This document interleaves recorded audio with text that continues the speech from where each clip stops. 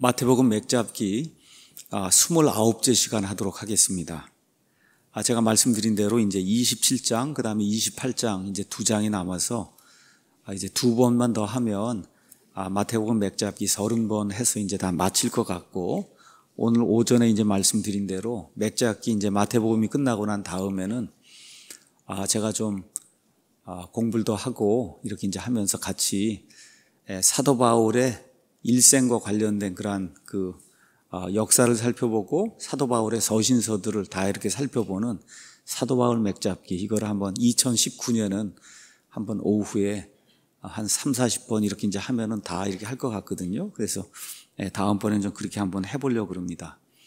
자, 우리 예수님께서 사람의 몸을 입고 이제 이 땅에 오셔서 그래서 30살부터 공생애를 시작하셨습니다. 3년에서 한 3년 반 정도, 사람마다 이제 조금 다르긴 한데 제가 봤을 땐 3년 반이 맞는 것 같아요. 어쨌든 3년 반 공생에 이제 마감을 하시고 3년 반 동안 줄기차게 하늘에서 이루어진 그 뜻이 이루어진 그 왕국을, 그 메시아 왕국을 이 땅에 세우시려고 많은 표적들과 기적들, 또 하나님의 그 일들을 보여주면서 이스라엘 백성을 설득하지만 백성의 지도자들이 백성의 마음을 돌리고 이렇게 해서 결국은 왕국이 연기가 됩니다.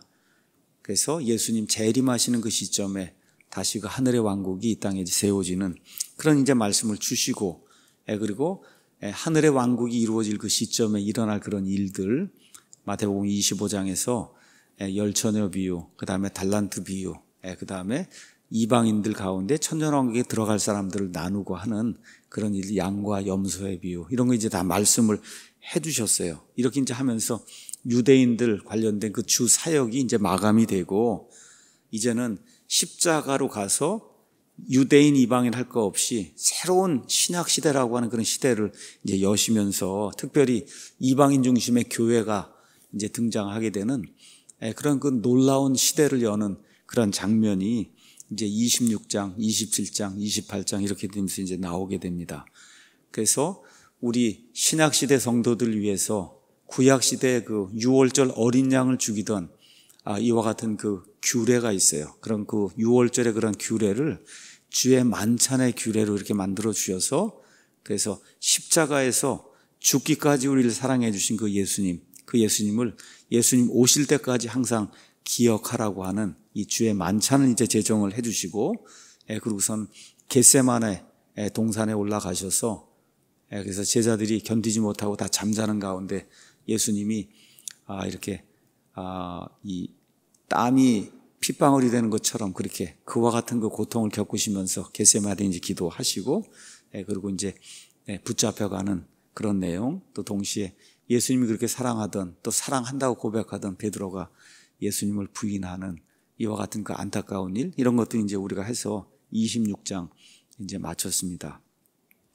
오늘은 27장의 한 3분의 2 정도를 이제 다루려고 합니다. 먼저 27장 1절에서 이제 10절에는 예수님을 배반하고 돈을 주고 예수님을 팔았던 그 예수님의 제자 중 하나 가룟 유다가 자살하는 그런 내용이 이 안에 이제 들어 있습니다. 가서 보니까 아침이 되매 모든 수제사장들과 백성의 장로들이 예수님을 대적하여 죽이려고 의논한 뒤에 그분을 결박하여 끌고 가서 총독 본디오 빌라도에게 그분을 넘겨줬어요.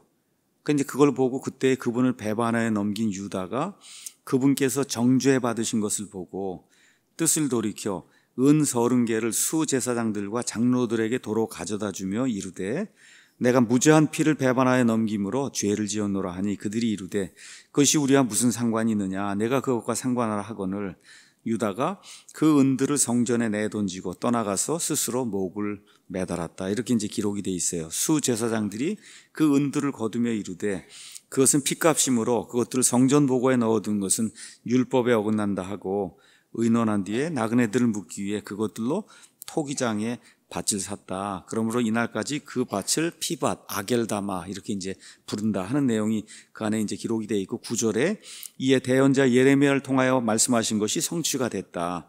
그들이 값을 매긴 자의 가격, 곧 이스라엘 자손에 속한 자들이 값을 매긴 자의 가격인 은 30개, 지난 시간에 말씀드렸듯이 은 30개는 남자 노예 아니면 여자 노예 몸값이 은 30개라고 이야기했어요.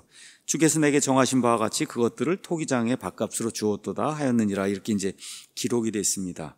자, 1절, 2절에는 예수님 이제 밤에 잡혀가셨다가 그 다음에 이제 아침이 될 때까지 그런 일들, 여기에 자세한 그런 그 일들은 누가복음 23장, 그 다음에 요한복음 18장, 그 다음에 19장에 이제 자세히 이제 기록이 돼 있으니까 오늘은 좀 그런 부분들을 이렇게 쭉 이렇게 모아가지고 예수님께서 십자가에 달려 돌아가시기 전까지 어떠한 일들이 구체적으로 좀 일어났는가. 그래도 우리 예수님을 믿는다고 하고 예수님의 십자가 은혜 때문에 우리가 이제 구원받는다고 이야기를 하니 그 십자가에 달리기 전까지 사람들의 상태가 어떠했는가, 또 예수님이 그 일들을 어떻게 담당하셨는가, 이런 거를 그냥 한번 복습을 한다 하는 그런 차원에서 제가 여러분에게 말씀을 좀 드리도록 하겠습니다.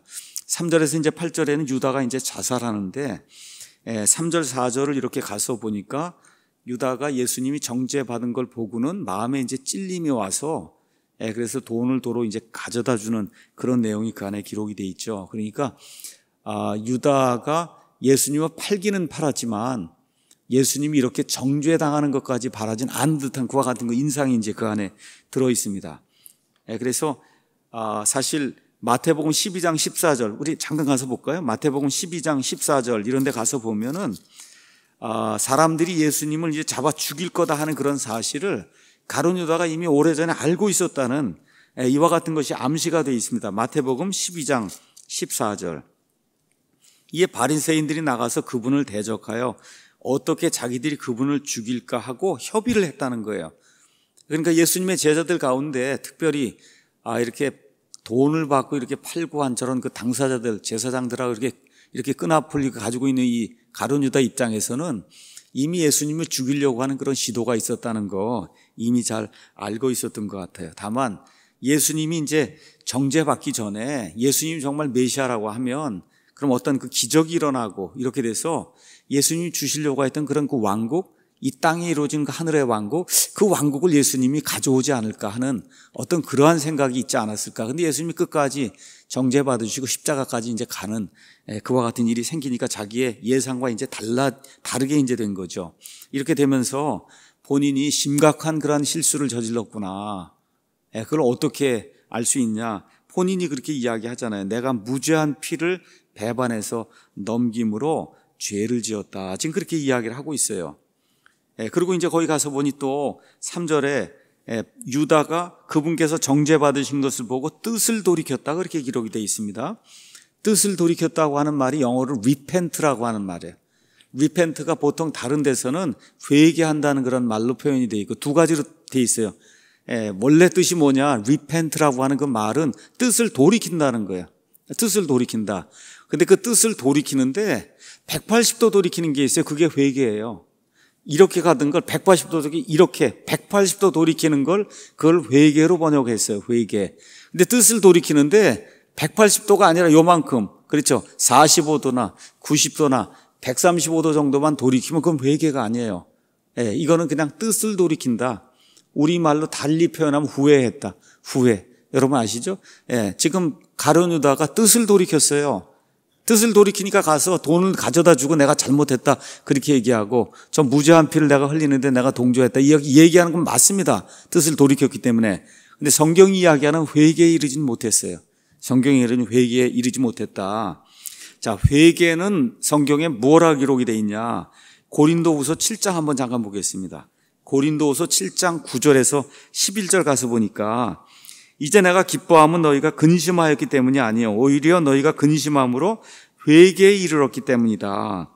너희가 하나님께 속한 방식대로 근심하게 된 것은 어떤 일에서도 너희가 우리로 말미암아 상처를 받지 아니하게 하려 함이니 하나님의 뜻대로 하는 근심은 회개를, 여기 나오는 회개가 repentance예요. repent라고 하는 단어의 명사형이에요. 그러니까 여기는 회개라고 지금 번역이 돼 있어요.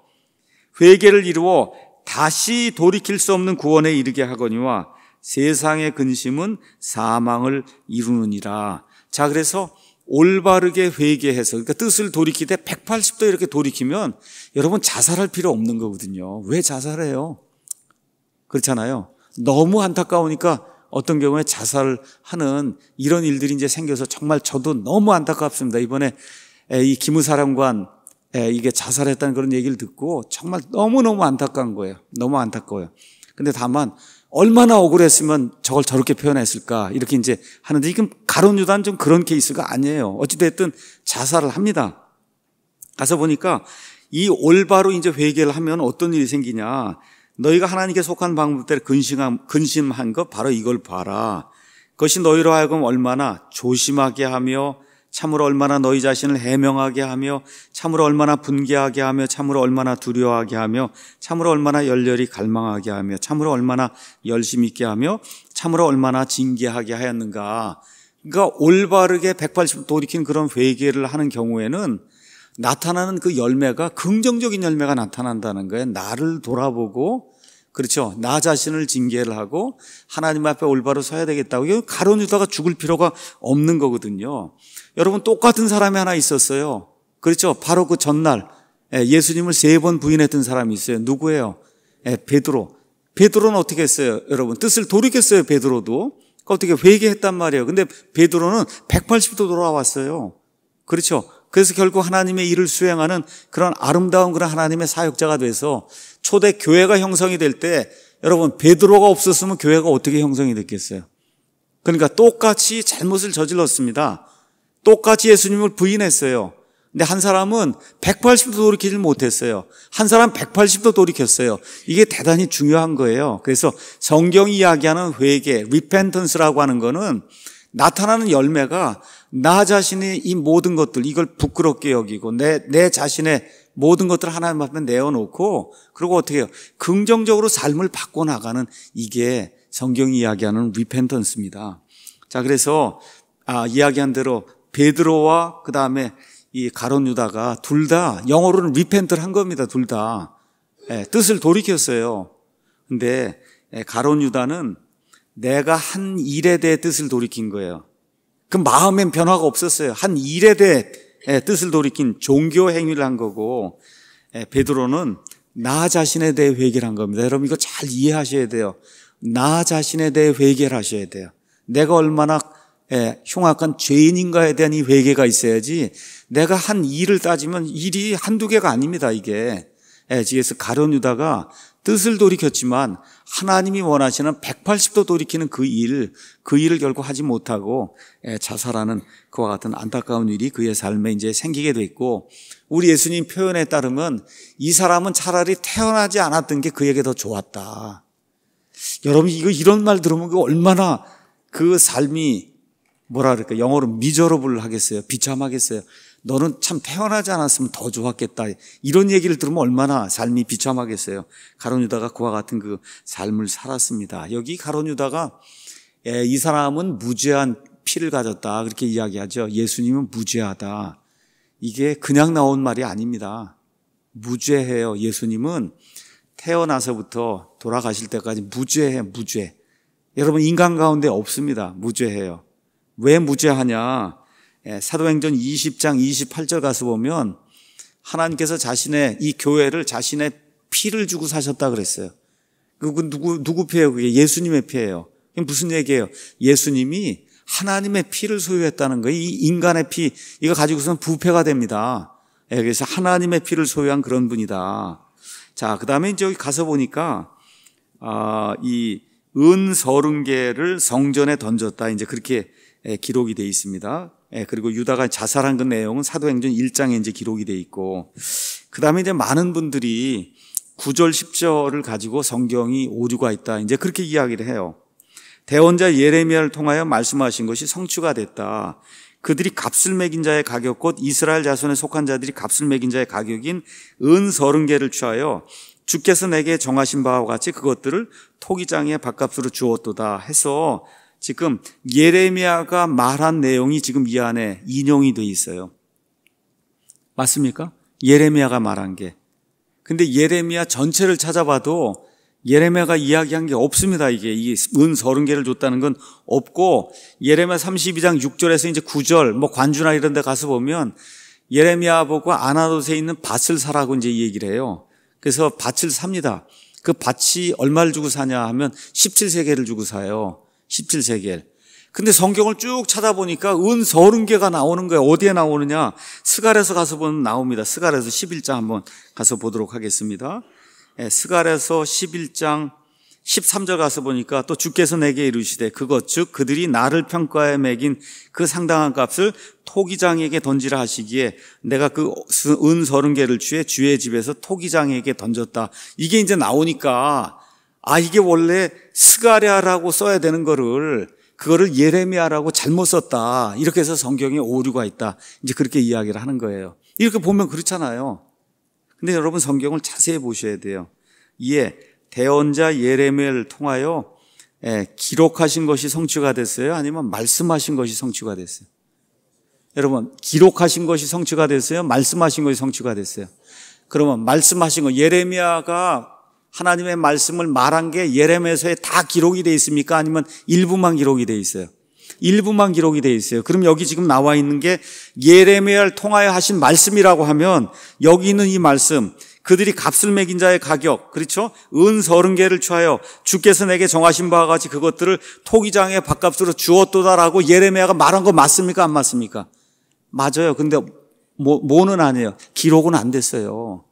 잘 이해하셔야 됩니다. 기록은 안 됐어요. 말은 했지만 기록은 안 돼 있어요. 그러니까 성경 말씀을 제대로 잘 이해를 하면 아무 문제가 없어요. 지금 예레미야가 한 말씀이 기록이 됐다고 했지 예레미야에서 기록된 말씀이 그게 지금 성취가 됐다고 이야기하지 않습니다. 여기 스갈에서 7장 7절 가서 보시면은 옛날에 대언자들이 있었는데 대언자들이 하나님의 말씀을 평생도록 전달하잖아요. 그 전달할 때 전달한 말씀 중에 일부는 책으로 기록이 되고 일부는 말씀만 전달한 거예요. 말씀만. 제가 읽어보겠습니다.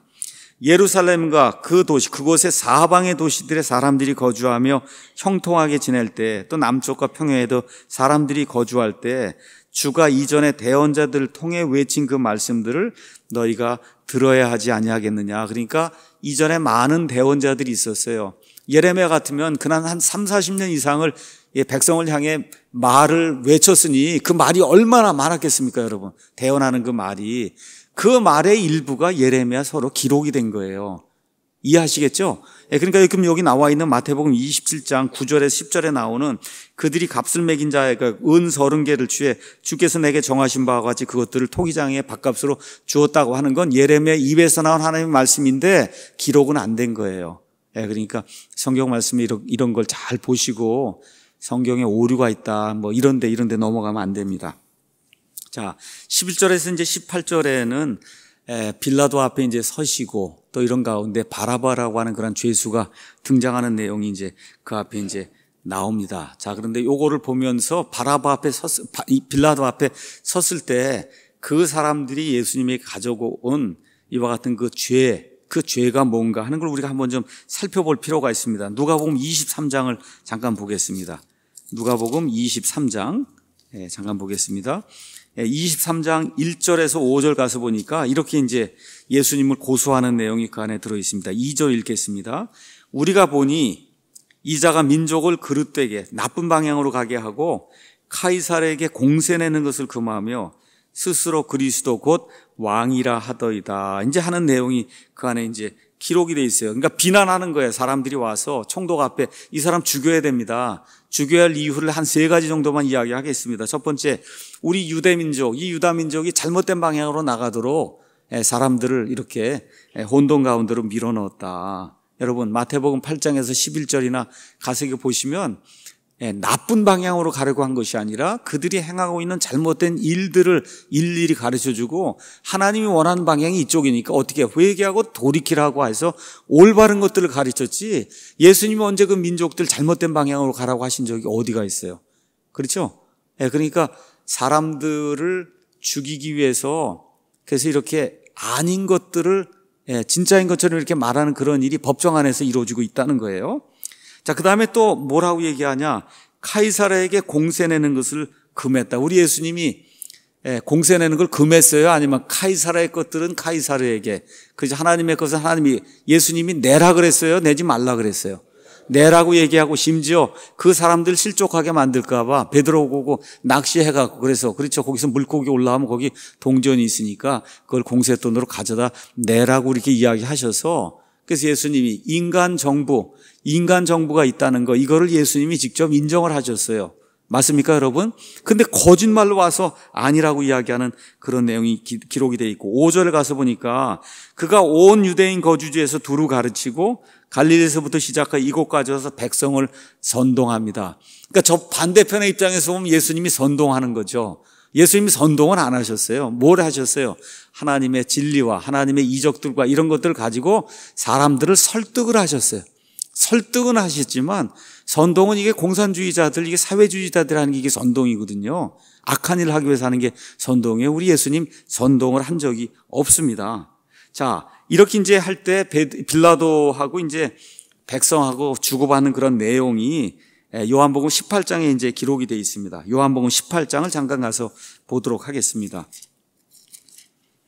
요한복음 18장 29절 가서 보니까 이렇게 이제 기록이 되어 있습니다. 그때 빌라도가 그들에게 나가서 이르되 너희가 이 사람에 대해 무슨 고속거리를 가져오느냐 하며 그들이 그에게 대답하여 이르되 그가 범죄자가 아니었다라면 우리가 당신에게 그를 넘겨주지 아니하였으리다. 여러분 아시는 것처럼 대제사장과 유대인들의 종교인들이 예수님 어떻게든 죽여야 되겠다고 생각한 거예요. 근데 죽일 권한이 유대인에게 있습니까? 없습니까? 없잖아요. 사람을 죽일 수 있는, 합법적으로 죽일 수 있는 권한은 로마 총독에게 있기 때문에 그럼 총독이 사람을 죽이도록 그렇게 명령을 내리려면 그럼 이 사람이 흉악한 범죄자라고 하는 무슨 고속거리를 가져와야만 그 일이 가능하잖아요. 그렇죠? 그러니까 지금 빌라도가 이 사람이 데리고 온 걸 보고 이거 분명히 이거 죽이려고 이렇게 사람을 데리고 온 것 같은데 그럼 무슨 고속거리가 있는지 좀 이야기를 해봐라. 그랬더니 이 사람이 범죄자가 아니면 우리가 데려오지 않았을 거다. 그러니까 빌라도가 다 알아차리고 뭐라 그래요?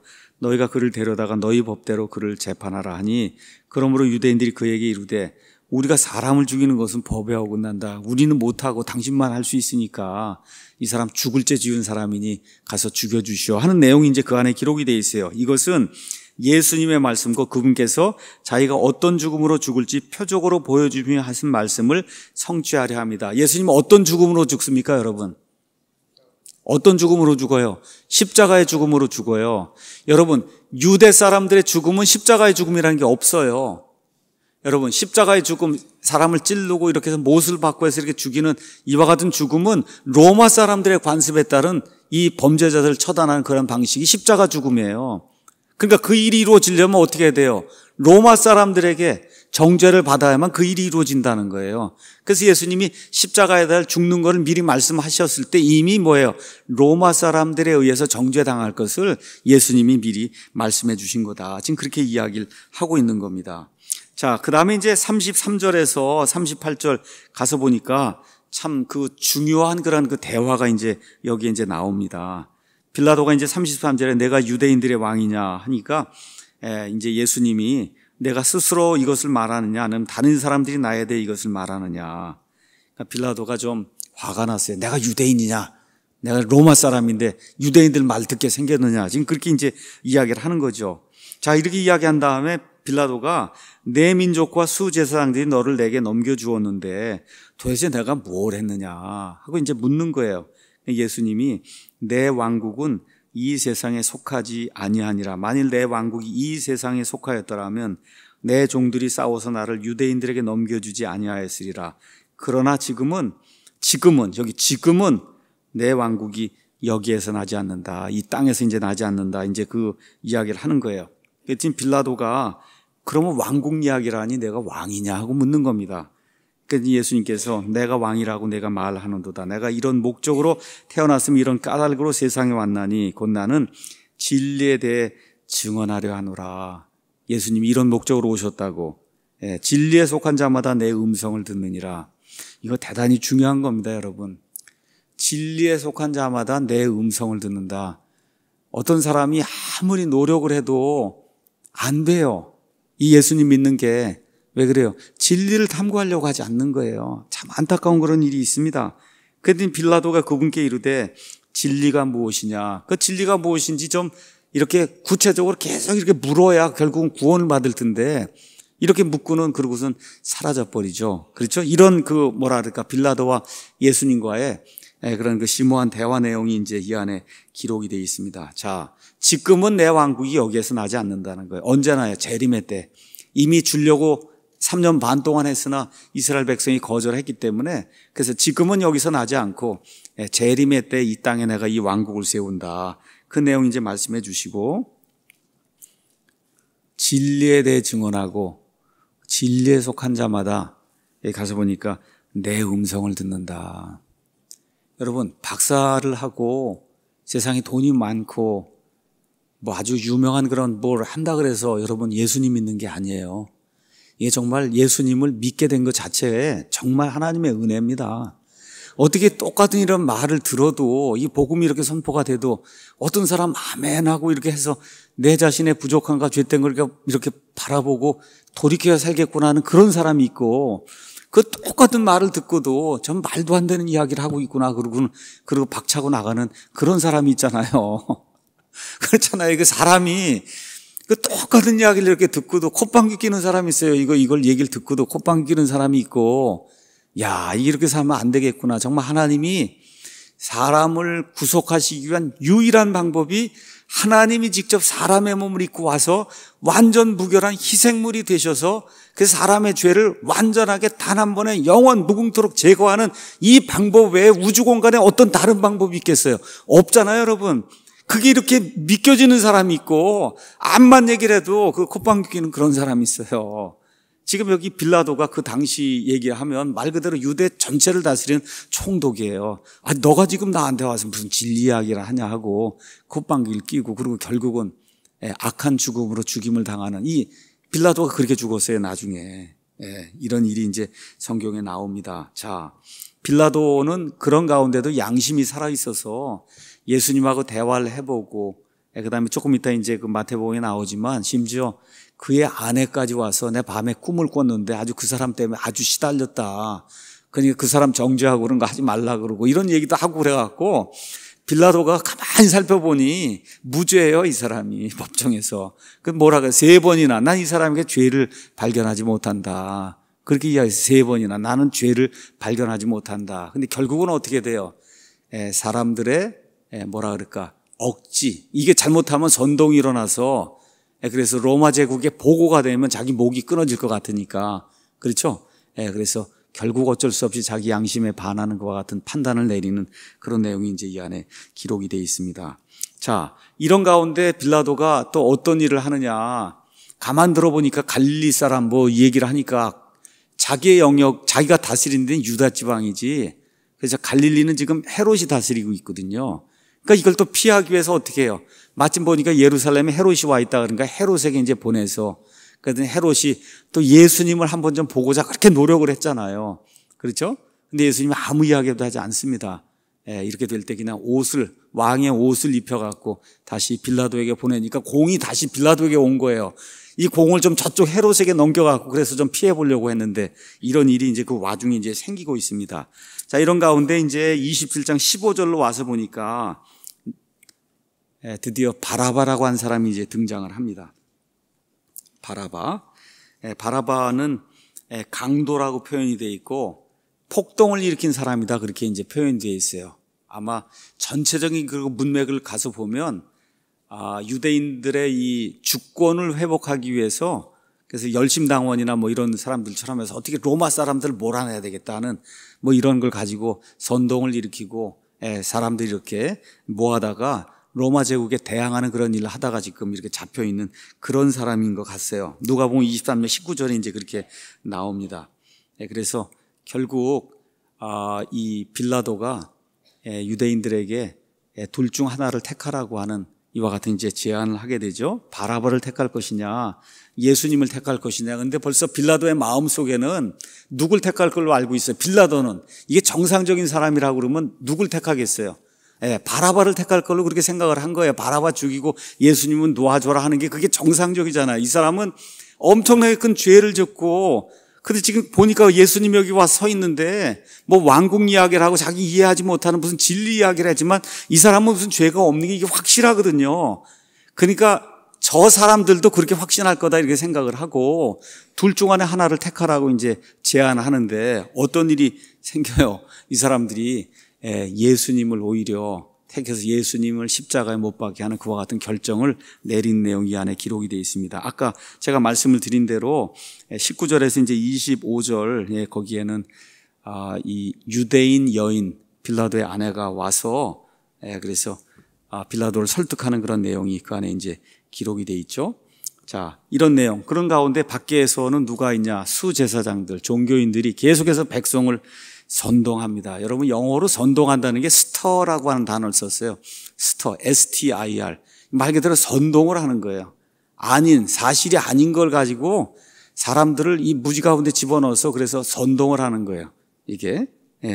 자, 그래서 빌라도가 결국 이 선동에 넘어가고 이렇게 이제 되면서 양심을 팔아버리는 그런 악한 일을 이제 저지르게 됩니다. 그래서 26절에 30절에는 결국은 바라바를 놓아주고 예수님을 이제 처형을 시키죠. 그래서 누가복음 23장 11절 가서 보면 헤롯에게 보냈다가 헤롯이 다시 이제 보내게 될 때 예수님이 아무 얘기도 안 하니까 이 헤롯이 빌라도에게 예수님을 도로 보내면서 자주색 옷, 아마 자주색 옷이면은 그 당시에 이제 자주빛깔 이거 나는 거는 여러분 그 로마 교황청에 이렇게 그 로마 교황이나 이런 거 보세요. 그 빨간 옷 뭐 이 추기경도 이게 그 옛날에는 이 염색을 해야 되잖아요. 그 염색을 할 때 자주색, 빨간색 이런 거, 그 한 번 염색하면 오래 가야 되는데 그게 굉장히 비싼 거였어요. 그 염색하는 그게 이런 뭐 자주색 이런 거는 어떤 조개, 피조개 같은 어떤 그런 데서 나오는 아주 귀한 그런 염료를 가지고 이 옷이나 이런 걸 자주색을 만들어야 되는 거예요. 그러니까 이거는 왕이나 아주 존귀한 그런 사람들만이 입을 수 있는 그런 컬러의 옷이 이런 빨강이나 자주나 이런 거였어요. 근데 지금 왕이라고 하는 걸 이거 조롱을 하기 위해서 이 자주색 옷을 입혀갖고 그래서 예수님을 다시 이제 보내게 돼요. 그런데 오게 되니까 로마 군인들이 그 옷을 벗기고 그리고 29절 여기 가서 보면 그 다음에 29절 가서 보면 가시나무로 관을 만들었다. 가시관을 씌웠다. 이렇게 이제 돼 있는데 이 가시관의 가시는 뭐 사람마다 표현하는 게 다른데 적어도 2cm에서 5cm 이 정도 되는 그런 가시다. 이제 그렇게 이야기를 해요. 그 다음에 이제 이 가시루다 이렇게 하면 그 가시 안에 이제 독이 이렇게 들어서 이런 다음에 어떻게 이걸 꽉 눌러버리는 거거든요. 이렇게 가시 관을 만들어서 머리를 이렇게 누르는 거예요. 이렇게 누르게 되면 독이 퍼져갖고 얼굴이 2배 이렇게 늘어나는 거예요. 이런 방식으로. 그러니까 여기 이사야서 52장에 이걸 이렇게 표현했어요.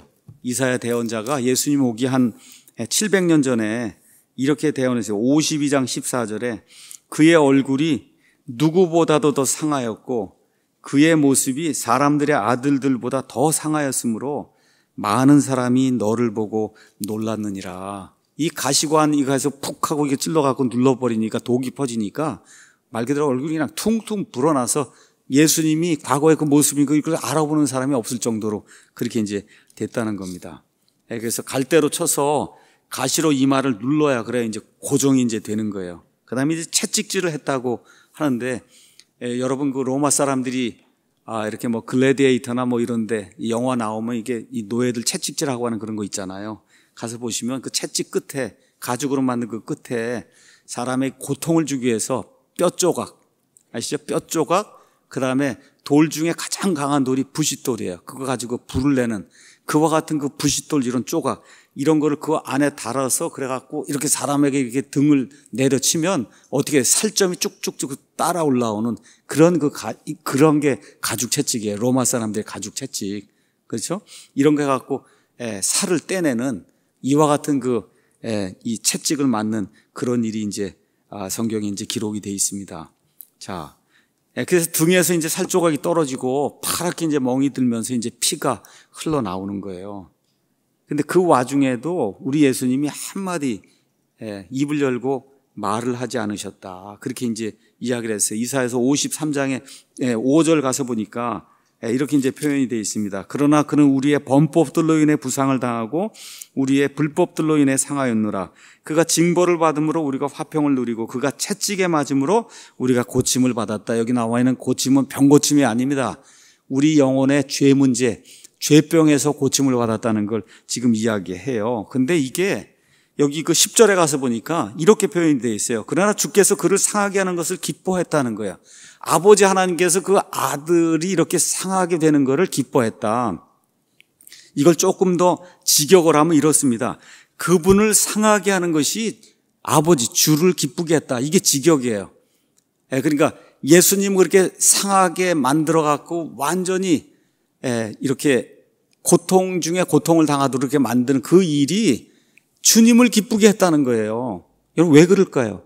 죄의 형벌을 지금 당하고 계신 거예요, 우리 예수님이. 그래서 고린도후서 5장 맨 끝부분에 가서 보니까 그분께서 죄를 알지 못한, 하나님께서 죄를 알지 못한 그분을 우리를 위하여 죄가 되게 하신 것은, 그렇죠, 예수님 안에서 우리가 하나님의 의가 되게 하려 하십니다. 그러니까 십자가에 달려 돌아가시는 바로 그 순간 하나님 아버지가 어떻게 해요? 얼굴을 돌리셨어요. 왜 그래? 죄는 못 보세요. 우리 하나님이 죄는 못 보세요. 근데 예수님이 100% 죄 덩어리가 된 거예요.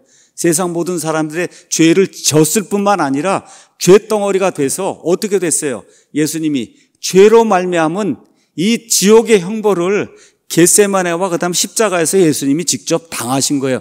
이게 없이 우리가 하나님으로부터 이렇게 자유롭게 되는 그런 일이 생겨서 죄의 값은 형벌입니다. 그 형벌을 예수님이 당하신 거예요. 저와 여러분을 대신해서. 어디에서?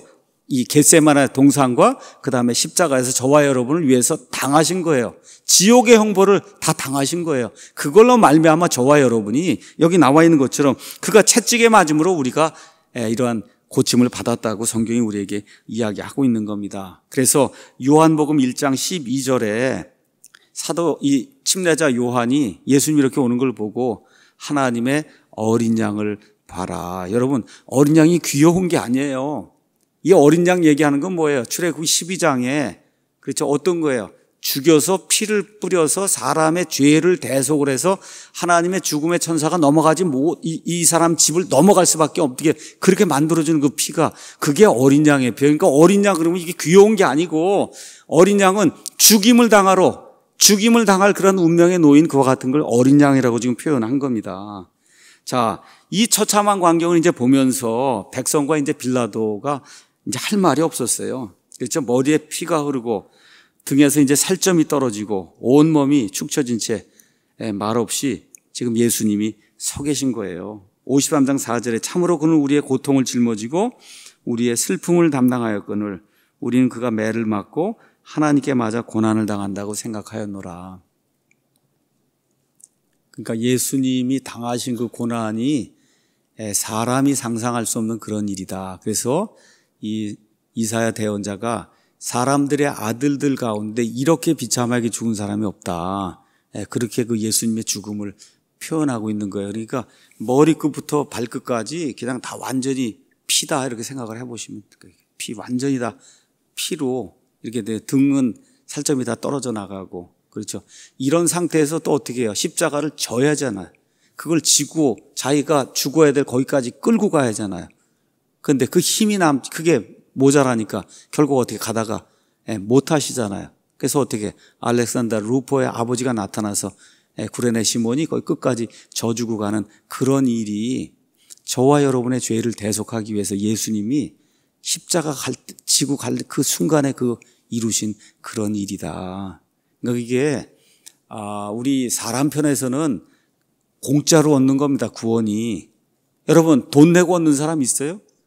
돈 내고 열심히 행위로 구원 얻을 사람 있어요? 아무도 없어요. 근데 구원을 주시는 하나님 편에서는 하나님의 가장 귀한 독생자를 희생을 하신 거예요. 그 독생자가 편안하게 죽은 게 아니에요. 이 세상 사람이 당하는 이 죽음 가운데 가장 처참하고 무섭고 두렵고 힘든 그런 죽음을 통해서 지옥의 형벌을 우리 예수님이 다 당하셨다는 거. 그래서 저와 여러분이 지옥 형벌을 벗어날 수 있게 됐다는 거, 이게 십자가의 은혜라는 거를 좀 한번 다시 기억을 하면 좋을 것 같습니다. 자, 이런 가운데 빌라도 그리고 예수님 그리고 백성이 하는 말이 요한복음 19장에 이제 기록이 되어 있습니다. 우리 요한복음 19장을 다시 한번 19장 5절에서 16절에 기록이 되어 있어요. 자, 빌라도가 뭐라고 얘기하느냐 하면 19장에 이 사람을 봐라, 그렇게 이제 이야기를 하는 거예요. 자, 빌라도가 가만히 보니까 이분이 보통 사람이 아닌 겁니다. 그렇죠? 네. 그래서 이 사람 어떻게 하든지 놓아주려고 계속 노력을 하는데 요한복음 19장 그 6절 가서 보니까 어떻게 돼서 수제사장들과 직무수행자들이 반대하는 거예요. 뭐라 그래요? 그를 십자가에 못 박으소서, 그를 십자가에 못 박으소서 하니까 빌라도가 너희가 그를 데려다가 십자가에 못 박아라. 나는 그에게서 아무 잘못도 찾지 못한다. 그러니까 또 얘기하는 겁니다. 우리에게 법이 있거니와 우리의 법에 따라 그는 마땅히 죽어야 하리니 이는 그가 자신을 하나님의 아들로 만들었다는 거예요. 여러분, 이게 무슨 소리입니까? 하나님의 아들이라는 게 무슨 소리예요? 이게 유대인들에게는 하나님의 아들이 곧 뭐예요? 하나님이란 얘기예요. 자기를 하나님이라 그랬기 때문에 이거 살려둬서는 안 되는 거다, 지금 그렇게 이야기를 하는 겁니다. 요한복음 5장 17에서 18절 말씀 가서 보시면 유대인들이 생각하는 아들의 개념이 이제 그 안에 기록이 돼 있어요. 아, 그러니 빌라도도 이제 그걸 깨달은 거예요. 이 사람이 자기를 하나님이라고 하는구나. 그러니까 더욱 두려워진 거예요. 더욱 두려워진 거예요. 그래서 19장 8절에 그러므로 빌라도가 그 말을 듣고 더욱 두려워하는 그런 내용이 기록이 돼 있어요. 아까 제가 말씀드린 대로 빌라도는 양심을 팔았어요. 양심을. 본인이 볼 때 분명히 무죄인 걸 알았어요. 3번이나 그걸 알았습니다. 자기 아내까지 나타나서 이 일에 좀 관여하지 말라. 근데 빌라도는 명예를 지키고 싶었어요. 총독의 명예, 그리고 총독의 어떤 그 누리는 영예, 권한, 이런 거, 이거 더 좋았던 거예요. 그러다 보니까 진리를 탐구하지 못한 거예요. 여러분, 진리가 뭐예요? 예수님이 진리잖아요. 그렇죠? 그 진리가 자기 앞에 서 있잖아요, 지금. 그렇지 않습니까? 내가 곧 진리요, 그렇지, 길이요, 진리요, 생명이다 한 그분이 바로 그 앞에 서서 지금 예수님을 영접하기만 하면 빌라도가 영원 무궁한 그런 그 생명을 얻을 수 있는, 십자가에 달린 강도는 했잖아요, 여러분. 죽기 전에 했잖아요, 그 일을. 지금 빌라도에게 똑같은 거 예수님이 와서 진리에 대해서 증언한다고 이야기하고 얘기하는데 세상에까지 더 좋았던 거예요. 세상의 총독 자리, 누리고 있는 그런 영화, 이런 모든 게 더 좋아서 결국 진리를 무시하는 겁니다. 여러분, 예수님에 대한 그 진리, 복음의 진리를 많은 사람들이 무시해요. 왜 그래요? 그거보다 더 좋은 게 있다고 생각하기 때문에 그런 거예요. 많은 사람들이 생각을 하지 않고 지냅니다. 제가 어떤 분이 저한테 그저께인가 이제 카톡을 보내왔어요. 카톡을 보내왔어요. 그 카톡의 내용이 뭐냐 하면, 여러분, 아히만이라는 사람 아세요? 아히만. 어떤 사람이야? 독일의 그 히틀러 시대에 그 수많은 유대인들을 잡아 죽인 그 일을 하고 이 독가스 뿌려갖고 그냥 살아있는 그냥 그 사람 1000명, 2000명 다 독가스 뿌려갖고 죽이고 이런 일을 한 사람이 아히만이에요. 근데 이 아히만이란 그 사람이 이제 전쟁이 끝난 이후에 가서 이렇게 재판을 받는 그런 내용이 있습니다. 그 재판을 받을 때 그거의 증인으로 어떤 그 여인, 유대인 여인이 이제 가게 된 거예요. 미국에서 이제 공부하고 하던 이 모든 걸 피해가고 가던 그 사람이 그 아이만 재판하러 갔는데 여인이 깜짝 놀란 거예요. 가기 전에는 이건 아주 흉악범의 마귀의 이 자식이 이렇게 되고 그러니까 그냥 엄청나게 악한 그런 인물로 생각하고 거기 재판정에 딱 들어갔더니 그래서 거기 앉아있는 그 아이만이라는 사람이 아주 평범한 남자의 평범하게 자기 2 아이들인가를 이렇게 아이들 양육하고 아내와 함께 살아가는 그런 사람이라는 거예요. 이 여자가 들어가서 오늘 아주 흉악범을 내가 만나겠구나 생각하고 들어갔더니, 그러면서 이 사람이 뭐라고 얘기하냐, 내가 500만 명이 죽인 거 난 그냥 권력이 하라는 대로 그렇게 한 거지 나는 아무것도 잘못한 게 없다, 그렇게 항변을 하더라는 거예요. 그런 이야기들 쭉 하면서 결국은 이제 아이만이 이제 사형을 당하는 그런 일이 이제 그 안에 기록이 됐어요. 그리고 이 여인이 그 아이만에 대해서 이제 책을 기록을 했어요. 그 안에 무엇라고 이야기를 했느냐, 이게 중요한 겁니다. 이게 중요한 거예요. 뭐냐 하면 너무나 많은 사람들이 생각을 안 하고 산다는 거예요. 생각을. 여러분, 독가스로 1,000명, 2,000명, 3,000명, 5,000명 막 이렇게 죽여서 그 무고한 사람들이 옆에서 막 이렇게 죽어가면 생각이 있으면 내가 이거 안 하고 도망을 치든지 이걸 관둬야 되든지 이렇게 생각을 해야 될 거 아니에요. 가서 그렇게 사람을 죽이고 집에 가서 아이들하고 좋은 아빠가 돼서 책도 읽어주고 아내하고 뭐 이런 삶을 살았다는 겁니다. 이런 삶을. 그리고 전쟁이 끝나고 나서도 내가 잘못했다는 생각을 하지 않는 거예요. 잘못했다는 생각이 안 들어요. 그 생각이. 나는 그냥 히틀러가 하라는 대로 했다. 그러니까 그 아이만 그 이야기를 쭉 이야기하면서 많은 현대인들이 가지고 있는 문제가 바로 이런 문제라는 거예요. 이 뇌가 있는데 문외와 똑같다는 거예요. 문외. 여러분. 그게 뭐예요? 생각을 안 한다는 거예요. 여러분이 우리 학교에 가면 제가 아이들 가르쳐요. 이 아이들 같이 우리 남자아이들 막 염색을 하고 그러고 와요. 아이들에게 얘기해. 이 뇌는 생각하라고 있는 거지 그 염색하라고 있는 게 아니다. 다음부터 이 노란머리 하고 그러면 수업에 못 들어온다. 딱 그렇게 얘기를 하면 다 빼고 그러고 이제 옵니다. 이 색을. 이 뇌는 여러분, 머리는 생각하라고 주어진 거예요. 이 생각이 안 되면 그러면 어떻게 해요? 여기 진리가 뭐냐라고 그냥 묻고는 그냥 사라져버리는 이런 사람이 되면 안 된다는 거예요. 지금 대한민국의 지금 문제가 뭐예요? 문외가 너무 많은 거예요. 이건 뇌가 있는데 문외가 너무 많아요. 생각을 안 해요. 목사도 생각을 안 해요. 성도들도 생각을 안 해요. 진리가 뭐고 옳고 그런 거 생각을 안 하니까 문제가 생기는 거예요. 지금 빌라도 앞에 진리이시고 그렇죠. 생명이시고 부활이시고 말 그대로 하나님 자신이 그 앞에 지금 서 있는데 생각을 안 하는 거예요, 여러분. 생각을. 그러니 예수님 앞에도 생각을 안 하는데 지금 먹고 사는 문제가 다 해결이 됐다 그러고 자동차가 뭐 1억짜리다 2억짜리다 그런 거 타고 이런데 정신이 있는 그런 사람들이 이렇게 말씀을 이렇게 해서 전해주면 어떻게 콧방귀죠. 콧방귀. 그렇죠. 예, 지금 그런 시대다.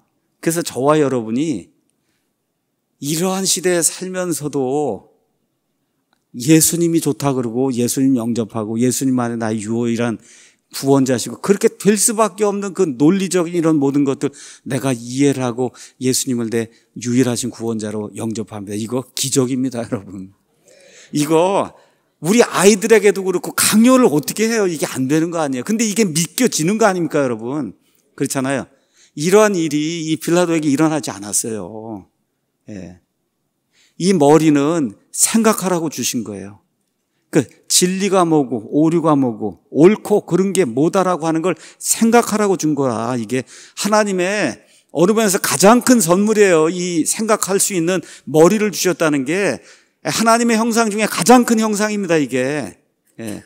이런 것들 저와 여러분이 좀 기억을 해야 되는 거예요. 자, 근데 빌라도가 말 그대로 정신이 없어요. 그렇죠? 예, 그리고는 하나님이 그에게 주신 그 빛, 누구에게나 성경 가서 보시면 세상에 들어오는 모든 사람에게 하나님이 빛을 주신다 그랬어요.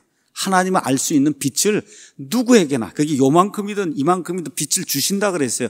그 빛에 반응을 하면 하나님이 더 큰 빛을 주시고 반응을 하면 더 큰 빛을 주시고 결국 어디에 구원에 이르는 그 빛까지 하나님이 주신다고 말씀해 줬어요. 빌라도가 지금 그걸 무시하는 그런 장면이 이 안에 이제 나오는 겁니다. 자, 이렇게 되면서 이 죄에 대한 그 이야기가 나오는데 11절, 19장 11절 가서 보니까 예수님께서 이제 빌라도에게 대답하시는데 위에서 내게 주지 아니하셨더라면, 그러니까 빌라도가 자랑을 하잖아요. 그 위에 내가 너를 놓아줄 권한도 있고 죽일 권한도 있는 거 너 그것도 모르느냐. 그래서 예수님이 위에서 내게 주지 아니하셨더라면 나를 해할 권한이 결코 내게 있지 아니하였으리니 그러므로 나를 내게 넘겨준 자에게는 더 큰 죄가 있다. 여러분, 죄는 다 나쁜 거예요. 근데 죄는 경중이 있습니다. 죄는 경중이 있어요. 그러니까 그냥 다 무조건 지옥불 속에 가는 게 아니라 지옥불 속에도 아랫목이 있고 윗목이 있다는 겁니다. 이거 성경이 이야기하는 거예요. 나중에 천국에 가서도 천국도 그 안에 더 많은 보상을 받는 사람이 있고 덜 받는 사람이 있어요. 왜 그러냐? 하나님은 의로우신 분이기 때문에 그래요. 여러분, 의로우신 분이기 때문에 천국에서의 보상도 차등이 있는 거고 지옥에서 당하는 그 형벌의 그 보상도 차등이 있는 거예요. 이거 기억을 하셔야 됩니다. 저 마르크스 레닌 뭐 해서 저 이 모택동이니 김일성이니 이거 지은 죄는 그건 아주 지옥의 어디 아랫목에 가야 될 그런 죄예요. 그건. 여기 지금 가룟 유다의 여기 나와 있잖아요. 가룟 유다에게도 나를 내게 넘겨준 자는 더 큰 죄가 있다. 빌라도가 죄인이에요. 그래서 지옥 불 속에 들어갑니다. 근데 어떻게 이 가룟 유다는 더 큰 죄가 있다고 예수님이 말씀해 주신다. 이게 성경이 이야기하는 겁니다. 그래서 제가 이거를 뭐라 그래요? 하나님 결코 공산주의자가 아니다 그러는 거예요. 그래서 보상을 줄 때도 의롭게 보상을 주세요. 그럼 보상이 다른 거예요. 그렇죠. 지옥 불 속에 들어가는 형벌도 다 형벌이 다른 겁니다. 그래서 이런 것들을 좀 기억을 하는 게 좋습니다. 자, 그래서 다시 한번 예수님이 빌라도에게 기회를 주는 거예요. 무슨 기회를 주냐? 죄라고 하는 걸 다시 한번 생각을 해봐야 된다. 죄. 그래서 마지막으로 다시 한번 얘기하는 거예요. 죄가 가장 중요한 문제입니다. 뭐가 죄냐? 모든 불의가 죄라 그랬어요. 여러분, 의라고 할 때 그 의가 뭐예요? righteousness, right. 올바르지 않은 게 그게 다 죄라고 이야기했어요. 그 모든 사람이 다 죄를 짓는 거예요. 결국은 죄 문제 해결하지 못하고 자기 양심에 따라 어떻게 하든지 자기 권한을 가지고 예수님을 놓아주려고 노력을 했지만 안 됩니다. 왜 그러냐? 백성이 반대해요. 12절에 백성이 이렇게 얘기하는 거예요. 당신이 만일 이 사람을 놓아주면 카이사르의 친구가 아니다. 누구든지 자기를 왕으로 만든 자는 카이사르를 대적하여 말한다. 자, 예수님이 메시아로 오신 거 사실입니다. 그렇죠? 유대인들 가운데도 이 사실을 인지한 사람들이 있었어요. 그러니까 극구 반대한 거예요. 예수님 왕으로 오시면 안 된다. 그렇죠? 이렇게 이제 해서 결국은 이 카이사르의 친구가 되기 위해서 하나님의 친구가 되는 그런 기회를 버리는 이와 같은 실수를 범하는 빌라도의 이 내용이 이제 이 안에 기록이 되어 있습니다. 자, 그렇게 이야기하니까 이제 15절 쭉 넘어가면서 내가 너희 왕을 어떻게 처리해야 되겠느냐, 죽여야 되겠느냐, 그렇게 얘기했어요. 그랬더니 15절에 가서 보니까 유대인들이 이야기하죠. 뭐라 그래요? 우리에게는 카이사르 외에는 왕이 없습니다. 여러분, 이거 유대인들이 이렇게 얘기하면 안 되는 거거든요. 유대인들의 왕은 누구예요? 하나님밖에 없다 이렇게 얘기를 해야지. 이게 그냥 완전히 배도를 해갖고, 그렇죠? 카이사르 외에는 우리에게 왕이 없다라고 해서 하나님을 무시하고 하나님을 경시하는 그런 이야기. 그렇죠? 이제 이렇게 이제 되면서 여기 27장으로 이제 다시 넘어옵니다. 마태복음. 거기에 24절, 25절에 이 역사가 바뀌는 구절이다. 어떤 분이 이제 그렇게 이야기를 했는데 결국 소요가 생길 것, 이걸 우려해서 예수님을 이제 넘겨주고 나는 죄가 없다는 거 그거 확실하기 때문에 그래서 어떻게 손을 닦고, 그렇죠? 여러분 손 아무리 물에 닦아봐 이거 죄가 없어지나? 이런 일들을 하고 이 무죄한 사람, 의로운 사람의 피해에 대해서는 무죄하다 이렇게 이제 하는 내용이 그 안에 이제 기록이 되어 있습니다. 자, 그 다음에 이제 나오는 내용이 중요합니다. 그 내용이 뭐냐? 25절에 온 백성이 뭐라고 대답하느냐? 그의 피가 우리와 우리 자손에게 돌아오기를 원한다. 임하기를 원한다. 여기까지 하고 이제 마치겠습니다. 이게 무슨 이야기냐 하면 유대인들이 스스로 자기들에 대해 예언한 거예요. 이 메시아를 죽인 그 피에 대한 모든 이 복수가 자기 자식들에게, 자기 자손들에게 돌아오기를 원한다고 본인들 스스로 그렇게 이야기를 한 거예요. 그래서 제가 지난번에 말씀드린 대로 AD 70년경에 타이투스 장군이 들어와서 예루살렘을 회파하고 이 유대 나라를 완전히 초토화시킬 때 그날 100만 명이 죽었습니다. 100만 명. 이 유대인들의 본인들이 한 그 예언의 말씀에 따라 100만 명이 죽었어요. AD 135년에 하드리안 황제가 58만 명을 죽였어요. 유대인들 58만 명. 그다음에 1006년에 유럽에서 천주교 세례에 응하지 않은 모든 유대인들 다 학살하는 그런 일이 시작이 됐고 1020년에 심지어 영국에서 유대인들 추방한 일 시작이 됐고 1272년엔 영국에서 유대인들의 재산을 모두 몰수하고 16,500명을 추방하는 그런 일이 생기게 됐고 그다음에 1492년엔 천주교 도미니칸파 정교재판을 통해 스페인에서 유대인들이 추방이 되기 시작했고 1560년에서 1600년에는 체코 프라하 그다음에 콘스탄티노플에서 유대인들이 추방당하게 됐고 이렇게 해서 죽고 재산 약탈당하고 이런 모든 일을 하다 그 절정이 어디 이루어지냐? 2차 세계대전에서 아우슈비츠 수용소 등에서 얼마가 죽어요? 600만 명이 죽는 그런 일이 생긴 거예요. 그런데 뭐라 그래요? 본인들이 예언한 거예요. 그렇죠? 이 메시아를 죽인 이 피가 우리와 우리 자손들에게 돌아오길 원한다 하고 본인들이 내뱉은 그 말에 따라서 그래서 중세 천주교에서 유대인들 만나면 뭐라 그랬어요? 지저스 킬러, 너 예수님 죽인 자다. 이렇게 낙인을 붙여갖고는 다 죽였어요. 그렇죠?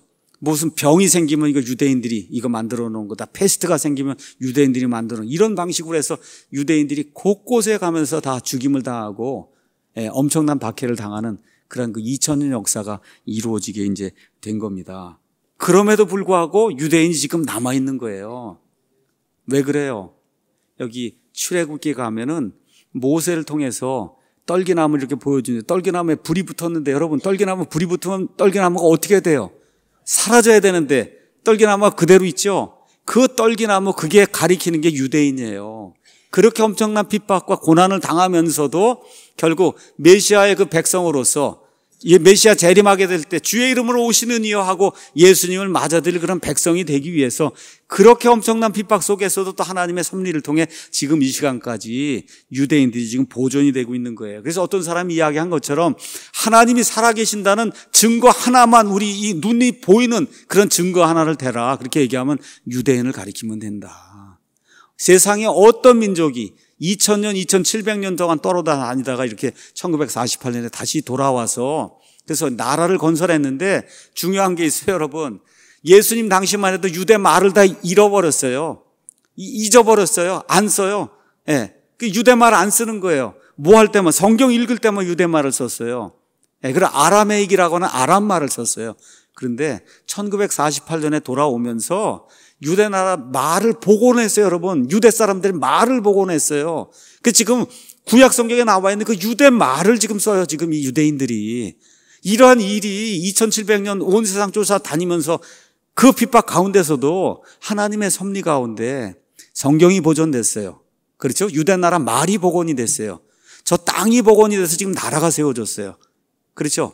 이렇게 되면서 하나님이 이루시고자 하는 그 일, 예수님 재림의 때에는 이 민족들 가운데 많은 사람들이 예수님을 신뢰하고 자기들이 찌른 그분을 보고 눈물을 펑펑 흘리고 180도 돌이키는 그런 회개를 하고 그리고 하나님 앞에 돌아온다고 하는 그 일을 하나님이 하나님의 열심을 가지고 지난 한 2000년 동안 꾸준하게 이루시고 지금 저 땅에 저 사람들이 돌아와 있다는 거, 이런 것들 기억하면서 하나님을 대적하게 될 때 그 후손들에게까지 얼마나 엄청난 어려움이 있었는가, 이런 것들 다시 한번 기억을 하면 좋을 것 같습니다. 근데 여러분, 이게 끝이 아니에요.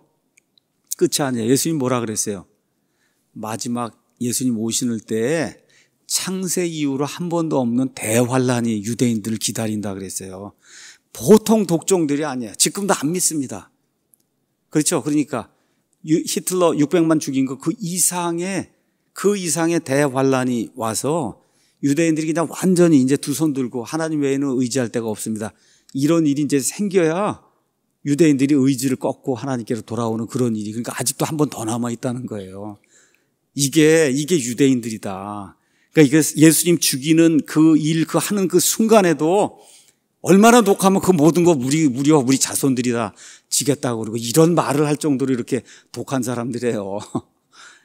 이런 사람들을 그래도 사랑하셔서 그래서 하나님의 열심을 가지고 하나님의 뜻을 이루는 그 하나님의 섭리를 이렇게 십자가 사건을 이렇게 보면서도 우리가 한번 느끼고, 그리고 오늘 말씀드린 대로 머리를 잘 사용해서 진리를 탐구하는 우리 사랑침례교회 모든 성도들이 되기를 예수님의 이름으로 축원합니다.